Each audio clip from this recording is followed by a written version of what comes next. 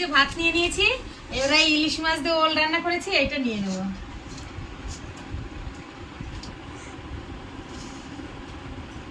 কালারটা দেখুন বন্ধুরা, তরকারিটা এত সুন্দর হয়েছে, আর ঝোলটা দেখুন, বলেছিলাম যে ঝোলটা একটু টেনে নেবে, দেখুন কত সুন্দর ঝোলটা হয়েছে। এবারে আপনাদের খেয়ে দেখাবো।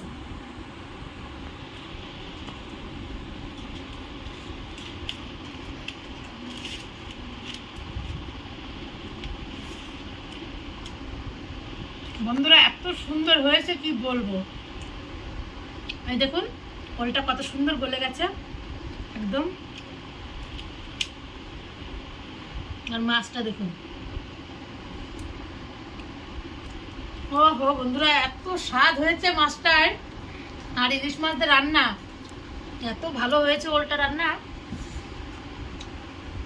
আমি যেভাবে রান্না করেছি আপনারা এরকম ভাবে রান্না করবেন, খুব ভালো লাগবে খেতে, খুব ভালো হয়েছে বন্ধুরা।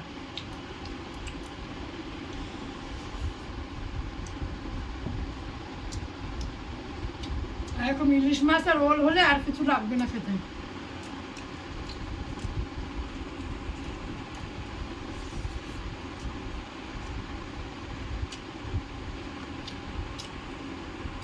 আপনারা এরকম করে রেসিপিটা বাড়িতে বানিয়ে খাবেন, আর কেমন হয়েছে অবশ্যই বলবেন।